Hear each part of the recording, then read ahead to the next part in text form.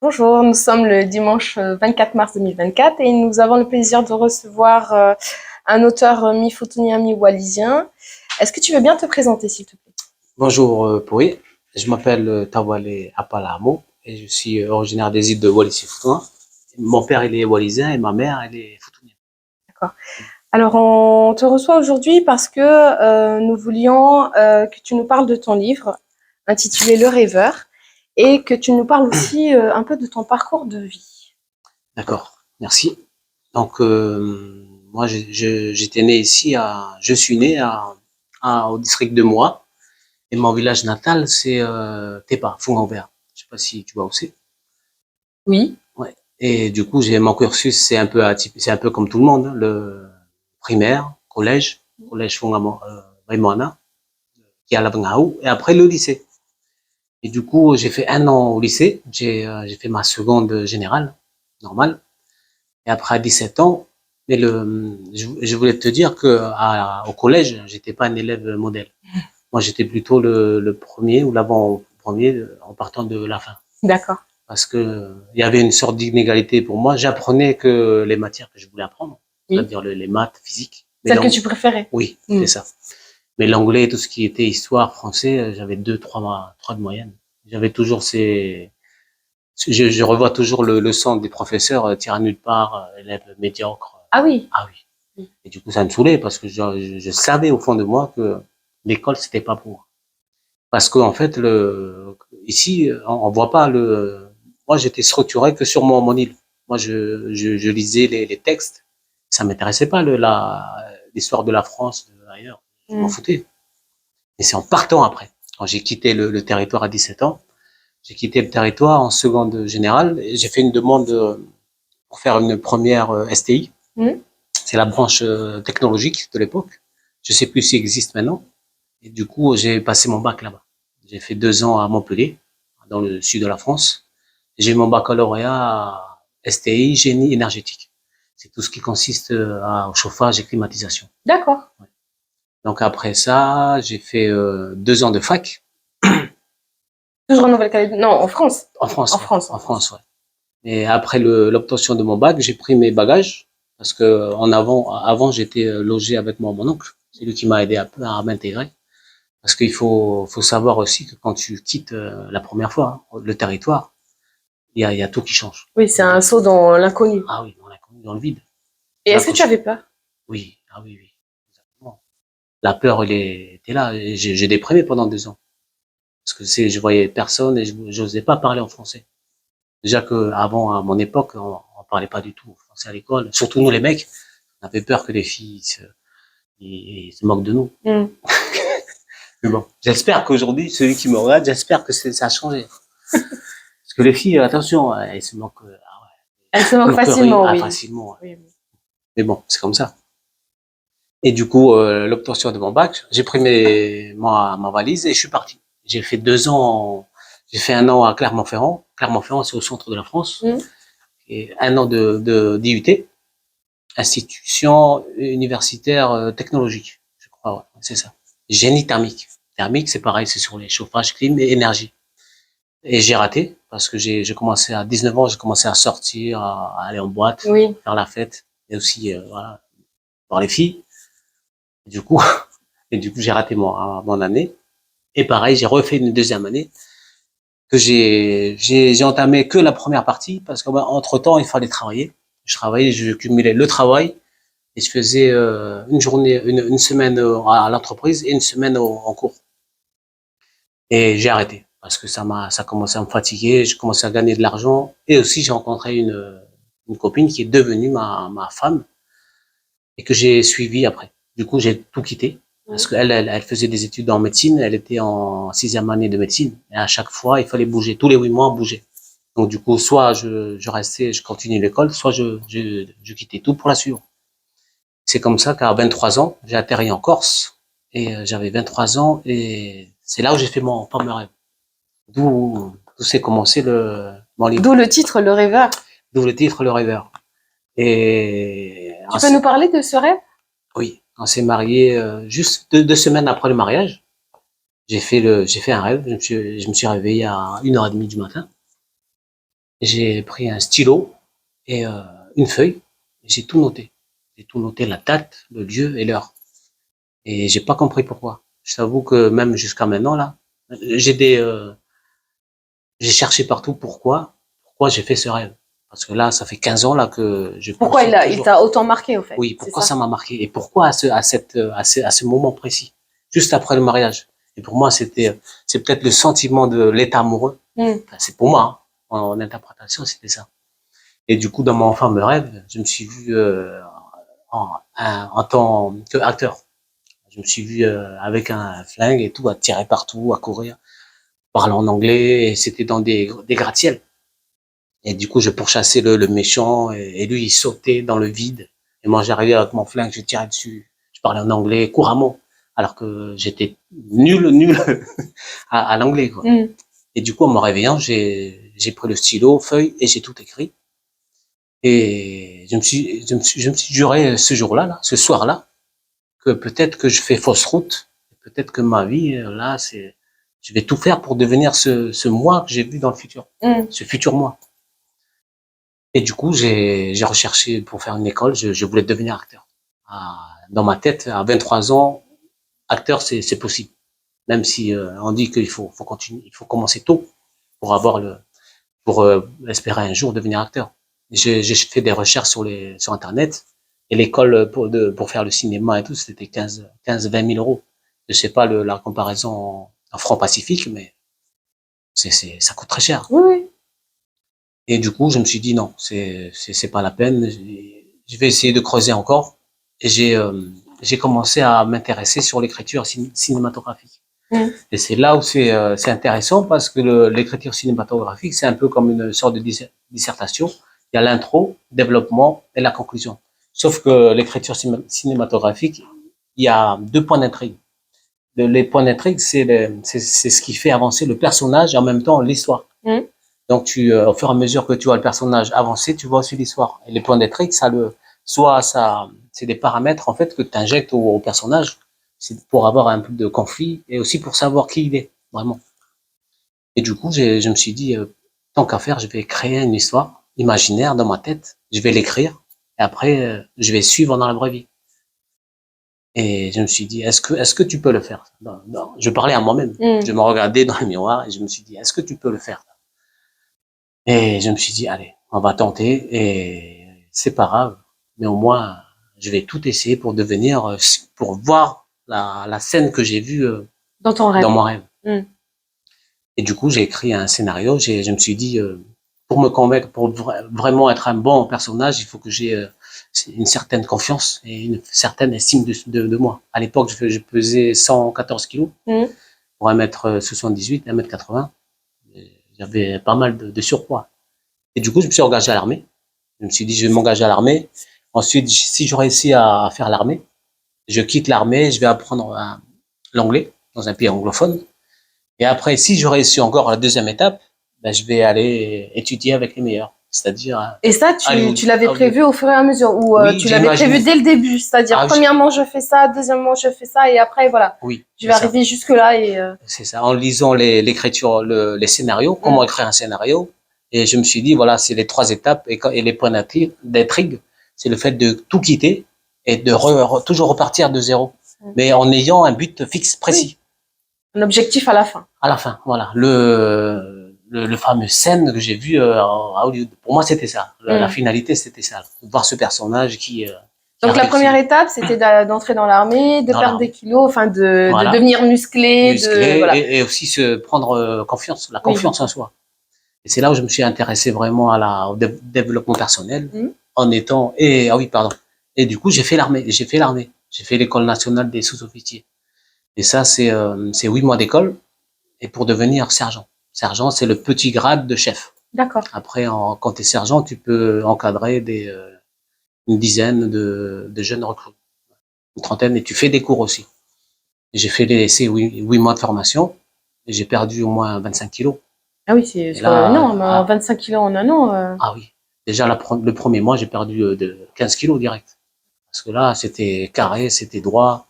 Mais parce que tu avais cet objectif-là, Ah oui. enfin la première étape à passer, et Ah oui, voilà, c'est donc ça. ça t'a motivé. Ça m'a motivé. Et moi, je vivais je faisais une double vie. La Mhm. réalité de l'armée, mais j'écrivais ce personnage. Mhm. Pour moi, c'était pas la réalité, c'était le personnage que je jouais dans la vraie vie. Je sais pas D'accord. si tu vois le. Oui, oui, au fait, pour toi, ta réalité, c'était le personnage. Ah oui, c'était le. C'était Ouais. pas l'armée. Non, L'armée, non, c'était, c'était juste voilà. l'étape. Oui, c'était l'étape à passer pour pouvoir y arriver. Voilà, c'est ça. D'accord.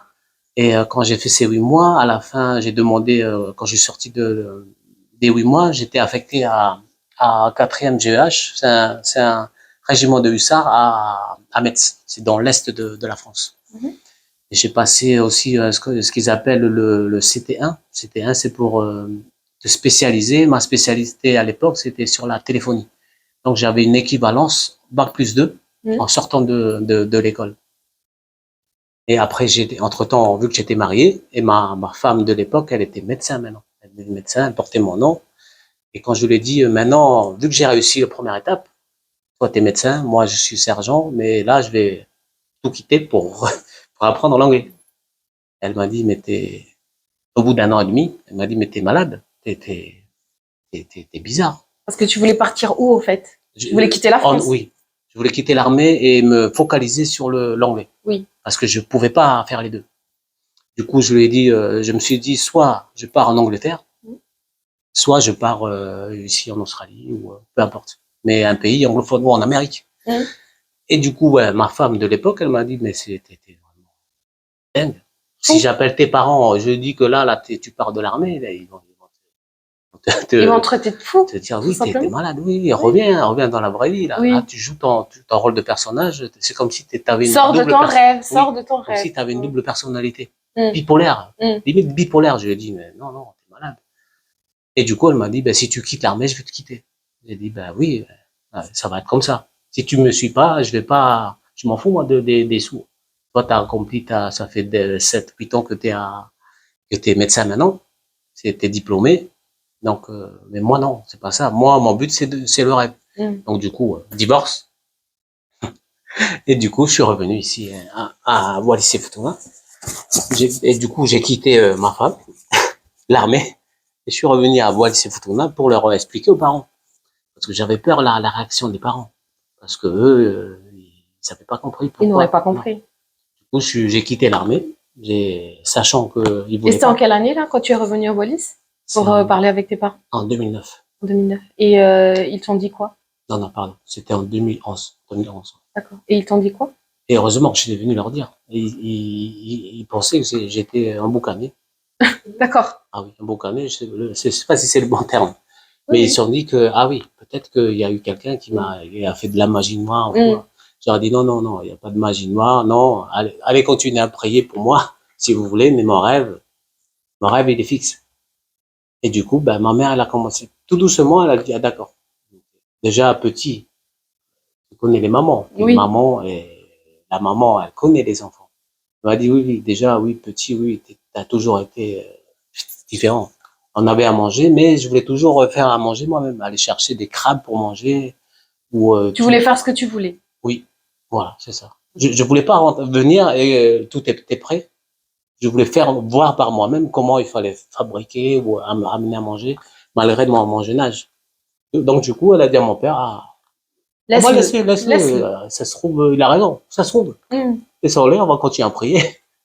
Et du coup, j'ai dit à mes parents, je repars en Calédonie, préparer mon visa et Direction. direction Australie. Deuxième étape en Australie. Mmh.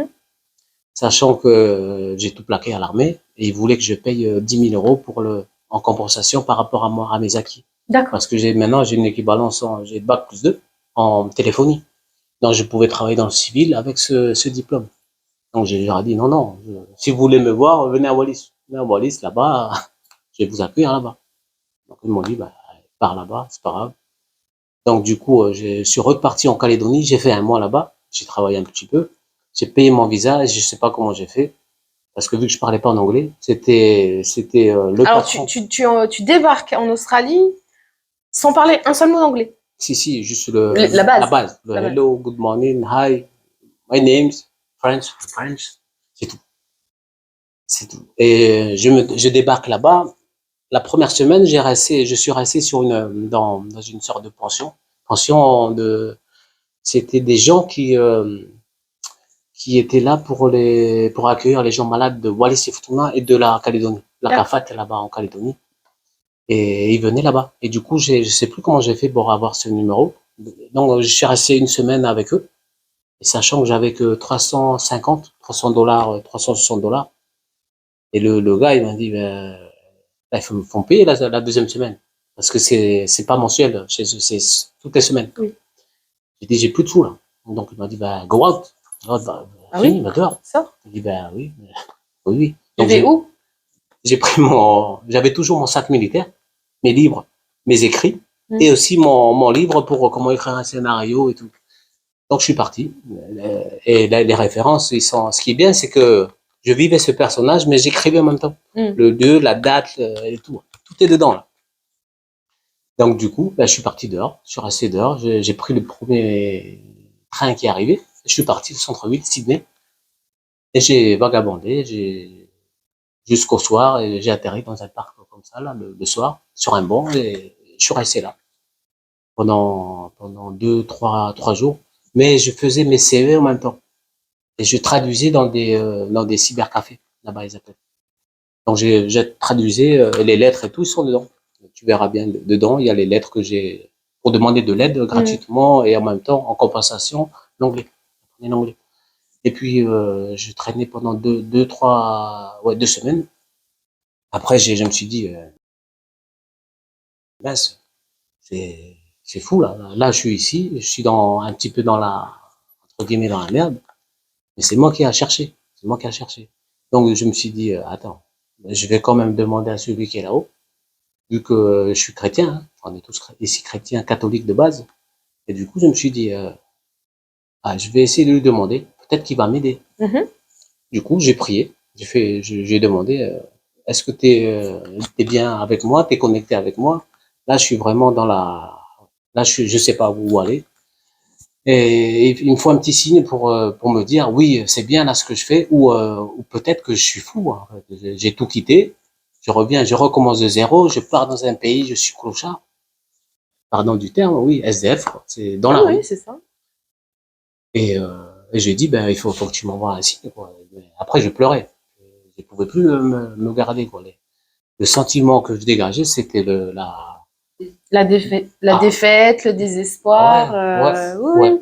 Le mélange de, oui, oui. oui, Oui, de plein de de. beaucoup de circonstances et je commence à douter. Oui, le Je me suis doute, dit, oui. ah ouais, peut-être que je doute, là. Et là, si je repars du début, là, je crois que c'est ça. Il y a Bah, c'est plus, renoncer à ton rêve, au fait. oui, c'est ça. Et je me suis dit, ben, ouais, mince, si je reviens au début, c'est que J'ai cru crois en pas. quelque chose Voilà, qui, voilà, ouais. qui. Donc ça, ma vie, en fait, ça résume à rien. Le rêve que j'ai vu. Et le lendemain, je croise un missionnaire tahitien. C'est un missionnaire des églises de Mormons. Je sais pas si tu connais, Oui, un oui. Mormon. Et il vient, il commence à me voir et tout, avec mon sac à dos, il commence à me parler en anglais. Et là, je lui dis, I'm French, sorry, no English. Et il me dit, French, I'm from Tahiti, je suis tahitien. Et il me dit comme ça. Et là, j'ai pleuré. Tu as pleuré, oui. J'étais là, oh, mais c'est pas vrai. Le signe. Ah ouais, le fameux signe, je me suis dit, waouh, incroyable, incroyable. Et c'est là, à partir de ce moment-là, il y avait énormément de synchronicité, j'appelle, de coïncidences qui ont fait que chaque moment, en fait, il y avait quelqu'un qui venait ou une personne. Il y a même un personnage que je mentionne dans le livre. Et elle est venue, une fille, elle est venue, je sais pas pourquoi, elle m'a vu avec des cartons en plein centre, à la gare centrale de Sydney. Elle est venue, elle a commencé à mettre mes affaires, mon carton dans mon sac, elle m'a dit, come with me, ça veut dire viens avec moi. J'ai dit non, non, là, j'étais en train de lire la Bible des Mormons. Et j'avais des cours gratos en anglais, grâce à ce fameux Tahitien, et je mangeais gratuitement avec lui. Et là, j'étais libre dans ma tête. Et je comprenais pas pourquoi elle a fait ça, cette fille. Je pensais que soit elle voulait me faire quelque chose. Je sais pas pourquoi. Bah oui, Parce que le monde est tellement bizarre, l'esprit humain. Mais non, en fait, elle voulait juste m'aider. Je comprenais pas pourquoi. Et du coup, le Tahitien qui m'a aidé, elle qui m'a aidé, et le lendemain, je pars avec elle, je trouve mon premier travail en déposant des CV avec elle, grâce à elle. Et là, ça et après, je suis passé des premiers mois de statut de SDF. Après 8 mois, 9 mois, je gagnais 4 400 $. Je sais pas si tu te rends compte, c'est 1 100 $ par semaine. J'arrivais plus que je voulais, quoi. J'avais beaucoup d'argent et j'ai aidé même les parents. Je leur ai dit, vous voyez maintenant le fou, comment il est passé de SDF Comment il gagne bien sa vie. maintenant, voilà. Et j'ai aidé mes petites sœurs qui faisaient ses études aussi en Calédonie. Mais c'est parce qu'il y avait le cumul de 3 travails, Ouais, oui, je travaillais, job. oui, je travaillais en tant que serveur parce que je commençais à parler en anglais maintenant. Et je travaillais, je faisais VR de nuit des fois, et je travaillais dans la construction, démolition des bâtiments. Et au bout d'un an, là, mon anglais était au top. Et là, je me suis dit, ah, c'est bon. Maintenant, étape finale, le retour, je suis revenu ici pour pour dire aux parents que, voilà, finalement, maintenant, vous me croyez maintenant, mon rêve? Ils m'ont dit, ah oui, oui, c'est bon, même. Donc, du coup, j'ai fait une demande à notre gouvernement aussi, à Wallis. Et du coup, ils m'ont financé mon billet pour aller. Et enfin, maintenant, j'ai trouvé une école aux États-Unis. Une école De acting school pour devenir acteur. Acteur, la dernière étape. Dernière étape. Et pour moi, ça y est, c'était mon rêve, ça y est. Je commençais à toucher mon rêve, à le voir. Parce que, j'ai pas dit depuis tout à l'heure, mais tous les jours, presque tous les soirs, même si j'étais dans la rue, je vivais avec les SDF, je visualisais toujours. J'avais toujours cette visualisation que, en dormant, cette scène que j'ai vue. J'avais toujours ça là, et je ressentais toujours ce bonhomme que j'ai vu. Et du coup, ça a même 2 ans, 3 ans passés maintenant.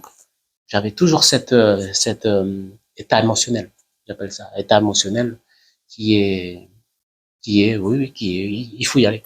Et surtout quand j'ai demandé de l'aide à Dieu, hein. Ah, j'ai compris que ça y est, maintenant, il y a peut-être quelqu'un peut-être qui me regarde de là-haut, peut-être qui rigole de là-haut. Et du coup, je suis revenu ici, et après, je suis parti faire mon visa en Fidji. Et après, je suis parti, j'ai fait cette école Acting School à Santa Monica. C'est aux États-Unis. Combien de temps? 6 mois. Je suis resté 6 mois. Et les Acting School, c'est un métier à part, hein. C'est pas pour rien qu'on dit que c'est le 7e art ou 8e art, je sais plus. Parce que oui, oui, en fait, les profs, ils t'apprennent à vraiment communiquer comme là, ce qu'on fait face à la caméra, mais avec des paroles et te faire sortir des émotions. Sortir et pouvoir t'exprimer, au fait. Oui, t'exprimer et surtout faire en sorte que le spectateur, quand il te regarde, ben, il te croit. Ben, c'est ça. Quand on part au cinéma, t'as envie de voir et quand t'es dedans, ben, tu oublies tout. Le temps, il est perdu. Et des fois, tu restes 2 heures, 3 heures. Là, tu sors, tu te dis, ah, mais c'est la fin déjà. Oui. Ouais, t'es capté par. Et du coup, après 4 mois, 5 mois, j'ai présenté mon scénario parce que entre temps, j'ai tous mes écrits. J'ai écrit un petit script. Le script, c'est un mini histoire que j'ai inventé. Et j'ai présenté à mon producteur. Je lui ai dit que là, je vais devenir acteur, mais je viens avec j'ai mon récit. J'ai créé un personnage et j'ai expliqué. Et du coup, il m'a regardé, il m'a dit, wow, amazing, bravo. Il m'a dit, c'est bien, c'est très bien. Après, il m'a dit, tu sais, ici, on est à Hollywood, mon ami. Ici, on est à Hollywood, au-dessus, il y a que Dieu au-dessus de nous. Après, il y a tout le reste. Et si tu veux que je regarde vraiment, viens avec un scénario. Parce que là, tu me donnes un papier. Ce que je veux, c'est un scénario. Ici, tu es à Hollywood. Et fais l'effort après, quand tu reviens avec vraiment un scénario, là, je vais pencher sur ton histoire parce que tu as eu l'idée de faire ça. Et c'est là où j'ai appris qu'en fait, il y a que Stallone qui a fait ça. Rambo, il est venu avec le script. Il a dit à un producteur, il a dit, je veux jouer ce rôle. Il a présenté son script. Tiens, il y a tout ça. Et du coup, ben, le producteur, il a vu ça, il a dit, ben oui, waouh. Il a écrit son rôle dans Rambo. Je sais plus, non. Je sais plus si c'est Rambo ou Rocky. Et il m'a parlé de Stallone. Il m'a dit, ben, fais comme lui. Mais j'arrivais à mon dernier mois de D'école. formation, d'école. Oui. Et le souci, c'est que là-bas, il y a que des latinos. Je pouvais pas travailler. Les gens, ils pensaient que j'étais un latino avec la couleur, le tatouage. Ils te prenaient pour Ah ouais, un... un latinos. Du coup, ils voulaient pas de moi. Ils pensaient que j'étais un clandestin. Et c'est pas fou non plus. Quand tu as un visa travail, étudiant, tu peux pas travailler. Ou tu travailles au black. Mm. Et du coup, j'étais presque ruiné là, au niveau des sous.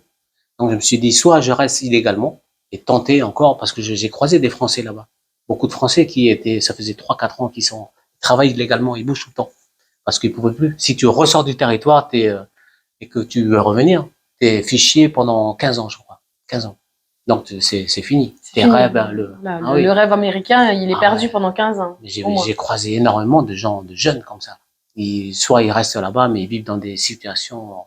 Ah ouais, mais mais là où j'étais, on était 6 dans une chambre de 12 mètres carrés. Des lits superposés. Superposé. Ouais.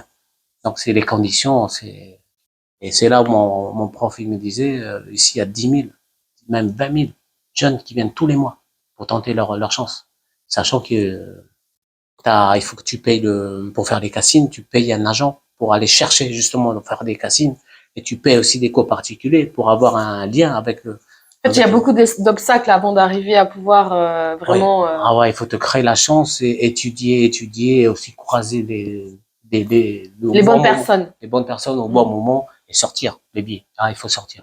Ah Et oui. j'étais aussi avec une fille de David Hallyday, le fils de Johnny Hallyday. Elle était là-bas aussi, à l'école. Et 2 3 Français. Donc, j'ai choisi l'option de revenir sagement en France et De commencer à écrire, écrire. écrire. Et voilà. Et en 2016, j'ai réussi à publier avec une maison d'édition que j'ai payé pour faire mon livre. Mon livre, il est sur Internet, mais sauf que eux, ils m'ont un peu, ils m'ont mis à l'envers parce qu'ils ont corrigé à moitié. Il y avait énormément de fautes, donc j'ai tout laissé de côté. Et parce qu'entre temps, j'étais devenu papa, donc j'avais mon rêve que j'ai fait jusqu'au bout. Certes, j'ai pas eu la scène voilà, que je voulais savoir, je voulais espérer voir, mais bon, tant C'est pis, pas encore fini. c'est ça c'est ça que je voulais dire aussi, c'est pas fini. Mais voilà, c'est une petite victoire pour moi d'avoir ce livre que j'ai publié, et puis voilà, c'est le fruit de mon travail. Tout ce que vous allez voir, tous ceux qui vont me voir là, c'est tout ce qui est dedans, c'est vrai. C'est du vrai, c'est pas de l'imaginaire, c'est que du vrai. C'est ton vécu. C'est mon vécu. Et voilà, maintenant je suis papa et j'ai mon premier livre. Et puis voilà. Et bientôt la suite. Et la suite, en fait, c'est la suite, c'est que j'aimerais bien en 2024 rencontrer des bonnes personnes pour co-écrire un scénario, et pourquoi pas voir maintenant, parce que l'histoire là, il est vrai, mais il faut le transmuter en scénario pour après faire un film. Et je sais que si je creuse encore, si je pars toquer là où il faut les bonnes personnes, Mm. il y a forcément un sur 100 réalisateurs ou producteurs qui vont se dire, ah oui, c'est bien, tu sors du lot, tu viens avec ton personnage, tu as Avec créé ton ton histoire, scénario et tout. et, Allez, on y et, va. et voilà, ben on y croit. Et vu que On maintenant, fait le film. j'ai beaucoup maintenant de gens qui me suivent grâce à ce livre et qui me soutiennent et qui me disent, ben oui, on te suit, va jusqu'au bout, on te suit. Voilà. Et puis voilà. Vraiment, waouh. Merci. Et est-ce que tu as un message à porter Ah oui, oui. Un message, c'est vraiment aux jeunes qui sont ici, là, c'est